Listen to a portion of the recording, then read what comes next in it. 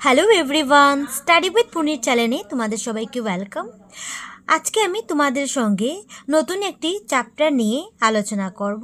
সেটি হলো ক্লাস ষষ্ঠ শ্রেণীর 19 বাংলা বইয়ের আমি পাঠ নং 11 মাইনুর টনসিলাইটিস এই পাঠটির আমি অল ক্রিয়াকলাপ তোমাদের সঙ্গে আলোচনা করব। এন্ড আমার চ্যানেলে যদি তোমরা নতুন কেউ ভিজিট করে থাকো তাহলে অবশ্যই আমার চ্যানেলটাকে লাইক শেয়ার অ্যান্ড সাবস্ক্রাইব করে নেবে পরবর্তী নোটিফিকেশন পাওয়ার জন্য। তাহলে চলো এই পাঠটির আমি অনুশীলনীর প্রশ্নোত্তরগুলি আলোচনা করি। অনুশীলনী আলোচনা করার আগে আমি তোমাদেরকে কিছু পাঠের শব্দের অর্থ আমি বলে দিচ্ছি, দেখে নাও। ব্যথা, ব্যথা শব্দের অর্থ হবে বেদনা। খাবার হয়ে যাবে খাদ্য। বারণ, বারণ হয়ে যাবে না করা। জ্বালাতন হয়ে যাবে তোমার যন্ত্রণা। চেঁচিয়ে হয়ে যাবে চিৎকার করে। শুরু হয়ে যাবে আরম্ভ। কারসাজি হয়ে যাবে তোমার ষড়যন্ত্র। ইঙ্গিত হয়ে যাবে ইশারা। জীবাণু হয়ে যাবে তোমার অতি সূক্ষ্ম প্রাণী। গুরুত্বপূর্ণ হয়ে যাবে মূল্যবান। আক্রান্ত হয়ে যাবে তোমার পীড়িত। অনুভব হয়ে যাবে তোমার উপলব্ধি। তারপর হয়ে যাবে জিজ্ঞাসা, জিজ্ঞাসা হয়ে যাবে প্রশ্ন। দুর্গন্ধ হয়ে যাবে খারাপ গন্ধ। পাতলা হয়ে যাবে হালকা। আগ্রহে হয়ে যাবে তোমার উৎসাহের। বিরক্ত হয়ে যাবে তোমার অসন্তুষ্ট। অস্ত্রোপচার হয়ে যাবে তোমার অপারেশন। সাবধানে হয়ে যাবে তোমার সতর্কে। তো এই হলো শব্দের অর্থগুলি, তোমরা ভালোটিকেই পড়বে এবং শিখে রাখবে।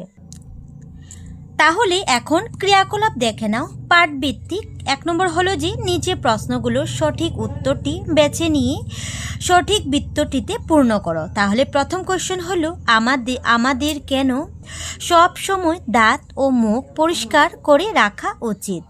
তাহলে তুমি আনসার হয়ে যাবে খ নম্বর, জীবাণু সংক্রমণ হতে পারে বলে।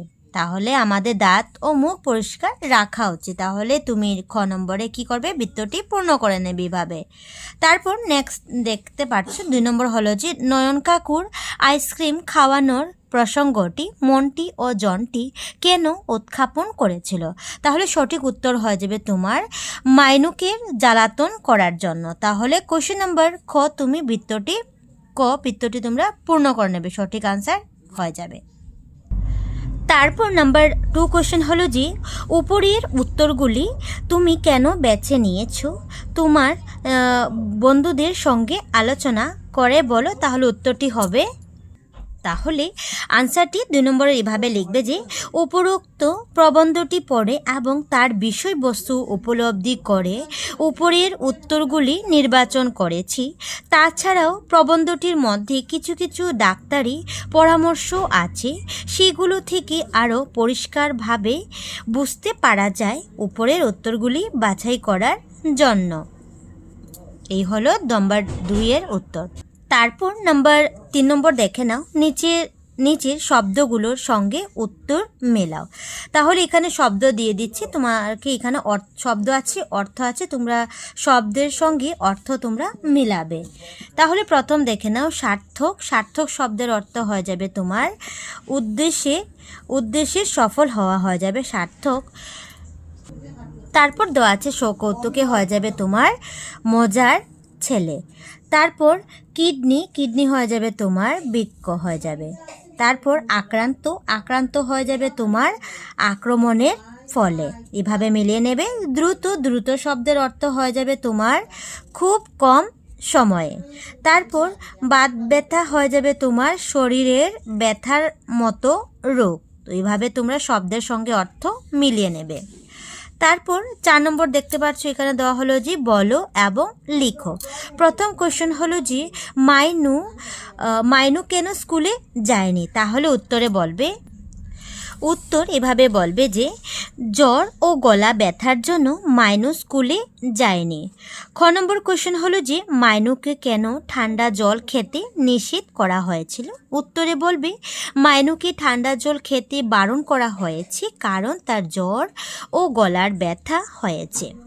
গ নম্বর কোয়েশ্চেন হলো যে কারা মাইনুকে জ্বালাতন করার জন্য আইসক্রিম খাওয়ার কথা বলেছিল। উত্তরে বলবে মন্টি এবং জন্টি মাইনুকে জ্বালাতন করার জন্য আইসক্রিম খাওয়ার কথা বলেছিল। কোয়েশ্চেন নাম্বার গ হলো যে টনসিল কি? আনসারে বলবে টনসিল হলো আমাদের গলার উপরে থাকা দুটি গ্রন্থি। এগুলো আমাদের শরীরের গুরুত্বপূর্ণ অঙ্গ। নম্বর কোয়েশ্চেন হলো যে টনসিলাইটিস হওয়ার প্রথম কারণ কি? আনসার বলবে টনসিল দুটি যখন জীবাণু দ্বারা আক্রান্ত হয় তখন তারা ফুলে যায়, লাল হয়ে যায় এবং ব্যথা হয়, তখন সেটাকে টনসিলাইটিস বলা হয়। তারপর 4 নম্বর কোয়েশ্চেন হলো যে টনসিলাইটিস জীবাণু কিভাবে শরীরে প্রবেশ করে? আনসারে বলবে টনসিলাইটিসের জীবাণু আমাদের নিঃশ্বাসের মাধ্যমে শরীরে প্রবেশ করে। তাহলে এগুলো আনসার এভাবে তোমরা কপিতে লিখে শিখে নেবে। তারপর 5 নম্বর কোয়েশ্চেন হলো যে নিচের প্রশ্নগুলির উত্তর বিস্তৃতভাবে লেখো। প্রথম কোয়েশ্চেন হলো যে টনসিলাইটিসের লক্ষণগুলো কি কি?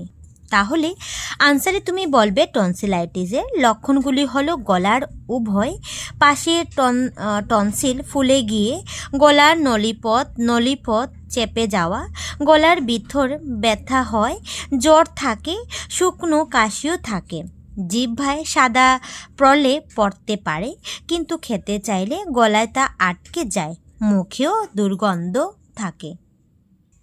তারপর খ নম্বর কোয়েশ্চেন হলো যে টনসিলাইটিসের হাত থেকে রক্ষা পেতে আমাদের কি কি সতর্কতা পালন করা উচিত? তাহলে আনসারে বলবে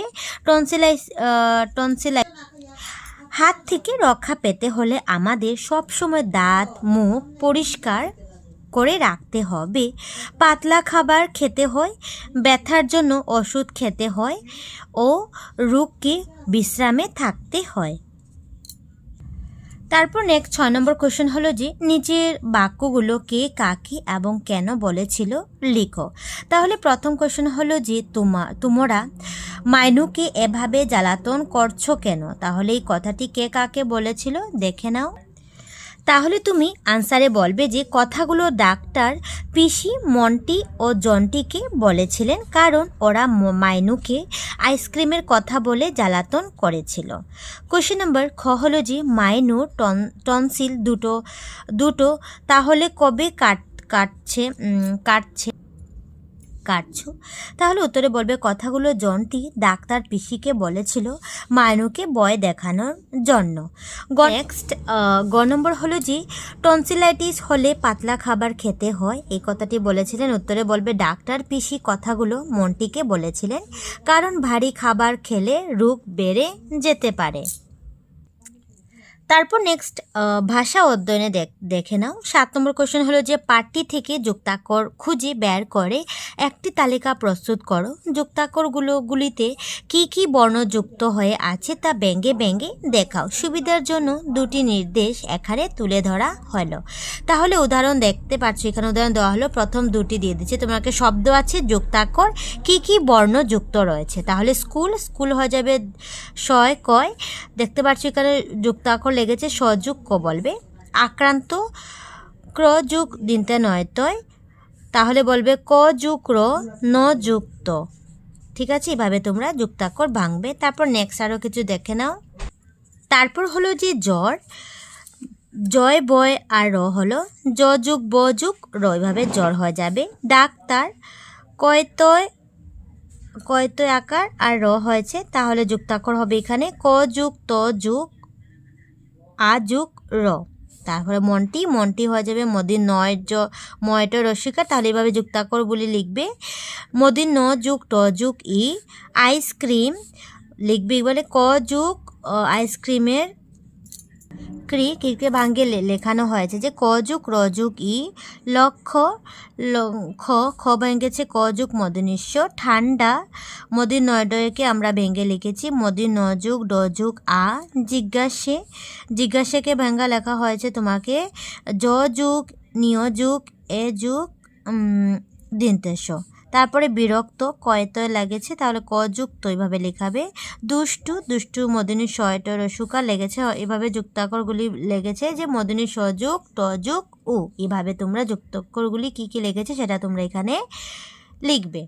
তারপর নেক্সট 8 নম্বর দেখে নাও। নিচের অনুচ্ছেদ দুটিতে যথাস্থানে উপযুক্ত জ্যোতি চিহ্ন ও উদ্ধৃত চিহ্ন বসাও ও পাঠ করো। তাহলে এখানে তোমাকে অনুচ্ছেদ দিয়ে দিচ্ছে, তুমি জ্যোতিচিহ্ন কি মিন্স এখানে হয়ে যাবে, তোমাকে বোঝাচ্ছে জ্যোতিচিহ্ন হলো দাড়ি বিরাম চিহ্ন বসাবে, আর উদ্ধৃত চিহ্ন হলো তোমাদেরকে এখানে লাগাবে যে সিঙ্গল কমা বা ডাবল কমা, যেটাকে বলে হলো উদ্ধৃত চিহ্ন, যেটাকে এভাবে লেখা যায় বা একটা সিঙ্গল কমা দিয়ে বোঝানো হয়, উদ্ধৃত চিহ্নকে বোঝা হয়।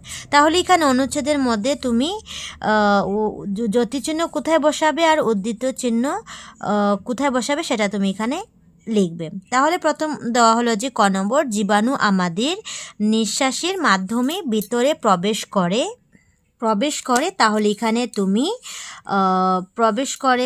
এখানে তুমি বিরাম চিহ্ন বসিয়ে দেবে, মিন্স জ্যোতি চিহ্ন হয়ে যাবে। অনেক সময় আমাদের মুখের ভিতরটা পরিষ্কার করে না রাখলেও মুখের ভিতরে জীবাণু সক্রিয় হতে পারে, এখানে তুমি জ্যোতি চিহ্ন বসাবে। ভিতরটা পরিষ্কার করে না রাখলেও মুখের ভিতরে জীবাণু সক্রিয় হতে পারে, জ্যোতিচিহ্ন ব্যবহার করবে। তারা বাতাস অথবা হাতের মাধ্যমেও সংক্রামিত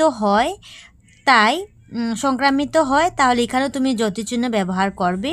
তাই সব সময় দাঁত কমা দেবে, এখানে এটাও কমা হয়ে যাবে তোমার জ্যোতিচিহ্নের আন্ডারে, উদ্ধৃত চিহ্ন হয়ে যাবে তোমার সিঙ্গল কমা, ঠিক আছে। তাহলে হয়ে যাবে মুখ ও হাত পরিষ্কার রাখা প্রয়োজন, তো এখানে তুমি জ্যোতিচিহ্ন ব্যবহার করবে। টনসিলাইটিস হলে গলার ভিতর ব্যথা হয়, এখানে তুমি উদ্ধৃত চিহ্ন ব্যবহার করবে। জ্বর থাকে, শুকনো কাশি হয়, এখানে তুমি জ্যোতিচিহ্ন ব্যবহার করবে। জিহ্বা সাদা প্রলেপ পড়তে পারে, এখানে তুমি জ্যোতিচিহ্ন ব্যবহার করবে। কিছু খেতে চাইলে তা আটকে যায়, ঠিক আছে, এখানে তুমি জ্যোতিচিহ্ন ব্যবহার করবে। মুখেও দুর্গন্ধ থাকে, তাহলে এখানে তুমি জ্যোতিচিহ্ন ব্যবহার করবে। নেক্সট খ নম্বর হলো মুখের দুর্গন্ধের কথা শুনলে মনটি মাইনুকে উদ্দেশ্য করে বলে, এখানে তুমি উদ্ধৃত চিহ্ন ব্যবহার করবে। তারপর এখানে মাইনু আমি তো, এখানে ডাবল কমা ব্যবহার করবে, যেটা হলো উদ্ধৃত চিহ্ন হয়ে যাবে ডাবল কমা। মাইনু আমি তো তোমাকে সব সময় বলি যে দাঁত মুখ পরিষ্কার করে রাখো, এখানে তুমি উদ্ধৃত চিহ্ন সিঙ্গল কমা ব্যবহার করবে। এবার বুঝলে মজাটা, এখানে তুমি বিস্ময়বোধক চিহ্ন ব্যবহার করবে। বিস্ময়বোধক চিহ্ন হয়ে যাবে তোমার জ্যোতিচিহ্নের আন্ডারে পড়ে, লাগিয়ে নেবে। হ্যাঁ পিসি, তারপর বলো, তাহলে হার মধ্যে তুমি কি করবে, জ্যোতিচিহ্ন ব্যবহার করবে, বিরাম চিহ্ন, তারপর পিসি, তারপর বলো। তাহলে পিসিও তুমি এখানে উদ্ধৃত চিহ্ন সিঙ্গল কমা ব্যবহার করবে, তারপর বলো বিরাম চিহ্ন ব্যবহার করবে, তারপর এখানে সিঙ্গল কমা দিয়ে দেবে। তাহলে এভাবে তুমি জ্যোতিচিহ্ন ও উদ্ধৃত চিহ্ন বসাবে। তারপর নেক্সট দেখে নাও 9 নম্বর, নিচের শব্দগুলো প্রয়োগ করে বাক্য রচনা করো। তাহলে এখানে জীবাণু আছে, সার্থক, পরিষ্কার, আক্রান্ত, অসুখ, ঠান্ডা, এগুলি দিয়ে তুমি বাক্য রচনা করবে। তাহলে তুমি জীবাণু দিয়ে বাক্য রচনা করবে যে খালের জলে অনেক জীবাণু থাকে। সার্থক দিয়ে বাক্য রচনা করবে সার্থক জনম আমরা ভারতেই জন্মেছি। পরিষ্কার দিয়ে বাক্য রচনা হবে সুস্থ থাকতে হলে পরিষ্কার পরিচ্ছন্ন হয়ে থাকো। আক্রান্ত, মাইনু জ্বরে আক্রান্ত হয়েছে। অসুখ দিয়ে বলবে চারিদিকে অসুখ দেখা দিয়েছি, খেয়াল করে থাকবে। ঠান্ডা, ঠান্ডা দিয়ে বাক্য রচনা হবে বেশি ঠান্ডা লাগাবে না, নইলে জ্বর আসবে। তো এইভাবে বাক্য রচনাটি তোমরা করে নেবে। তারপর নেক্সট 10 নম্বর হলো যে নিচে শব্দ শৃঙ্খলটি পূর্ণ করো। দেখতে পাচ্ছ এখানে উপরে নিচে কি হবে, এখানে দেখতে পাচ্ছ এখানে দেওয়া হচ্ছে আইসক্রিম। 1 নম্বর যে দুধ, চিনি, ফল ইত্যাদি দিয়ে তৈরি ফলের বরফের খাবার হয়ে যাবে তোমার আইসক্রিম, এখানে দিয়ে দিচ্ছি। নেক্সট দেখে নাও, দেহ শব্দের সমার্থক শব্দ হয়ে যাবে তোমার শরীর। চোখ, তার চোখের প্রতিশব্দ হয়ে যাবে তোমার নয়ন, যেটাকে উপর নিচ এখানে দিয়ে দিচ্ছে, কোশ্চেন আনসার হয়ে যাবে। লৌহ, লৌহ শব্দের অর্থ সমার্থক শব্দ হয়ে যাবে গরম, এটা তোমরা লিখে নেবে। এবং পাশাপাশি কি হবে দেখে নাও, এক ধরনের সূক্ষ্ম অজীবাণু অণুবীক্ষিক জীব হয়ে যাবে তোমার ভাইরাস, এখানে দেখতে পাচ্ছ ভাইরাস দেওয়া আছে। উষ্ণ শব্দের সমার্থক শব্দ হয়ে যাবে গরম, এখানে গরম দেওয়া হলো। বাতাসের প্রতিশব্দ হয়ে যাবে মলয়, এখানে মলয় লিখে নিলাম। এবং অসুস্থতার জন্য শরীরের তাপমাত্রা বৃদ্ধি হয়ে যাবে জড়ত্ব, এইভাবে লিখে নেবে। তারপর নেক্সট 11 নম্বর হলো যে নিচের ধাতুগুলির সঙ্গে বিভক্তি যোগ করে ক্রিয়াপদ গঠন করো।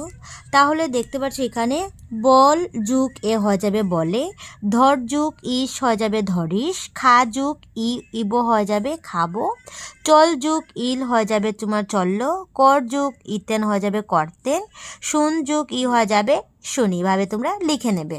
নেক্সট 12 নম্বর কোশ্চেন হলো যে নিচের বাক্যগুলো ক্রিয়াপদগুলিতে কি কি ক্রিয়া বিভক্তি যুক্ত রয়েছে লিখো।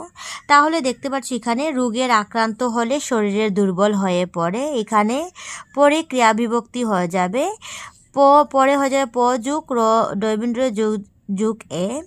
তুমি বই পড়ো হয়ে যাবে প যুগ দৈবেন্দ্র যুগ ও সন্দুক হয়ে যাবে।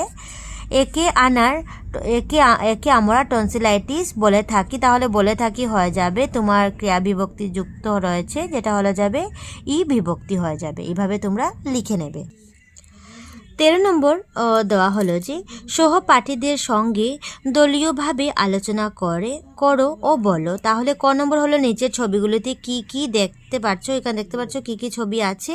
তারপর গ নম্বর হলো আগুনে পুড়লে কি কি ব্যবস্থা গ্রহণ করা উচিত। তাহলে ক নম্বরের উত্তর হয়ে যাবে, ক নম্বরের উত্তর এভাবে বলবে যে তোমরা নিচের ছবিগুলিতে দেখা যাচ্ছে প্রথমে পুরার জায়গা ঠান্ডা জল দিয়ে দিচ্ছে, তারপর ওষুধ লাগাচ্ছি, ওষুধের উপর ব্যান্ডেজের পর মলম লাগাচ্ছি, ব্যান্ডেজ খুলে।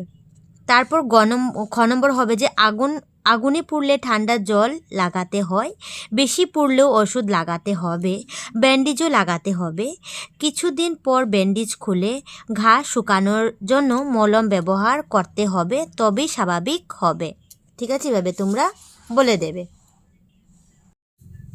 তারপর দেখতে পাচ্ছ খুব সুন্দরভাবে দরখাস্তটি বইয়ের মধ্যে দিয়ে দিচ্ছে, সেটা তোমরা খুব ভালোটিকে লক্ষ্য করো। দরখাস্তটি খুব বিশেষভাবে পরীক্ষাতে আসে, সেম তোমরা এইভাবে সেভাবে লিখতে পারবে আর কি। দরখাস্ত দেওয়া হলো যে মাইনুর টনসিলাইটিসের জন্য 2 দিন স্কুলে যেতে পারেনি, তাই সে স্কুলের প্রধান শিক্ষকের কাছে নিম্নরূপে একটি দরখাস্ত লিখেছে। তাহলে দরখাস্ত কিভাবে লিখতে হয় খুব সুন্দরভাবে দেওয়া হয়েছে। প্রথম লিখতে পারো প্রতি মাননীয় প্রধান শিক্ষক মহোদয়, বা শিক্ষিকা থাকলে লিখতে পারো, ঠিক আছে, মহোদয় আছে। তোমার স্কুলের নামও লিখতে পারো, এখানে দেওয়া আছে বিবেকানন্দ মধ্য ইংরেজি বিদ্যালয়। তারিখ দিয়ে দেবে, কোন তারিখে তুমি দরখাস্ত লিখবে সেটা তোমরা ডেট দিয়ে দেবে। বিষয় হবে তুমি ছুটি মঞ্জুর করার জন্য আবেদন। তারপর এভাবে লিখবে যে মহাশয়, সম্মানপূর্বক বিনীত নিবেদন, এই যে আমি গত ইংরেজি, তুমি তোমার তারিখ দিতে পারো, এখানে তারিখ 19/5/2025 থেকে 20/5/2025 পর্যন্ত তোমরা ডেট বদলি এইভাবে সুন্দর করে লিখতে পারো। পর্যন্ত টনসিলাইটিস রোগের ভুগেছিলাম এবং সেই রোগে স্কুলে উপস্থিত উপস্থিত থাকতে পারেনি, অতএব দয়ালু মহাদয় অনুগ্রহ করে উক্ত দুদিনের জন্য আমার দুটি ছুটি মঞ্জুর করে আমায় বাধিত করবেন বলে আশা রাখছি। আপনার অনুগ্রত ছাত্রী বা ছাত্র লিখবে, যে লিখবে শ্রীমতী মাইনু সাহা, 6ষ্ঠ শ্রেণী, শাখাক্ষ ক্রমিক সংখ্যা 2। তো এইভাবে তোমরা লিখতে পারো, ঠিক আছে। যদি মহাশয়ের কাছে শিক্ষকের কাছে তুমি ছুটির জন্য দরখাস্ত লিখছো, তাহলে এভাবে দেখে লিখতে পারো। তারপর 14 নম্বর দেওয়া হলো যে ধরো স্কুলে পড়ার সময় তোমার হঠাৎ জ্বর ও মাথা ব্যথা হয়েছে, তাই তুমি বাড়িতে যাওয়ার অনুমতি চেয়ে স্কুলের প্রধান শিক্ষার্থীর কাছে একটি দরখাস্ত লিখো। তাহলে কিভাবে দরখাস্তটি লিখবে আমি দেখে দিলাম। তাহলে তুমি এভাবে লিখবে। প্রথম লিখবে মাননীয় প্রধান শিক্ষক মহাশয়, তুমি তোমার বিদ্যালয়ের নাম লিখতে পারো। এখানে বিদ্যালয়ের নাম দেওয়া হলো যে বনরাজ মধ্য ইংরেজি বিদ্যালয়। বিষয় তুমি লিখবে এখানে দুটি ছুটি মঞ্জুর করার জন্য আবেদন, এখানে বিষয়টি লিখে নেবে। তারিখ লিখে নেবে, কোন তারিখে তুমি দরখাস্তটি লিখবে। মাননীয় মহাশয় লিখবে সবিনয় নিবেদন এই যে আমি অত তারিখ 15/5/2025 ইংরেজি হঠাৎ শরীর জ্বর ও মাথায় ব্যথা বেদনা অনুভব করছি, সেজন্য দ্বিতীয় পিরিয়ডে পর আমি বাড়ি যাওয়ার জন্য ছুটির আবেদন করেছি। অতএব আমার বিনীত প্রার্থনা অনুগ্রহপূর্বক উক্ত কয়েক পিরিয়ডের ছুটি মঞ্জুর করে আমাকে বাধিত করবেন। আপনার একান্ত অনুগ্রতা ছাত্রী বীণা রায়। তুমি তোমার নাম লিখবে। ছাত্র হলে ছাত্র লিখবে, ছাত্রী হলে ছাত্রী লিখবে। এখানে 6ষ্ঠ শ্রেণী লিখবে, ক বিভাগ ক্রমিক সংখ্যা 3। তাহলে এভাবে তুমি আবেদনটি লিখে নেবে। তাহলে আমার এই ভিডিওটা তোমার কেমন লাগলো অবশ্যই আমাকে কমেন্টে জানাবে। তাহলে টাটা।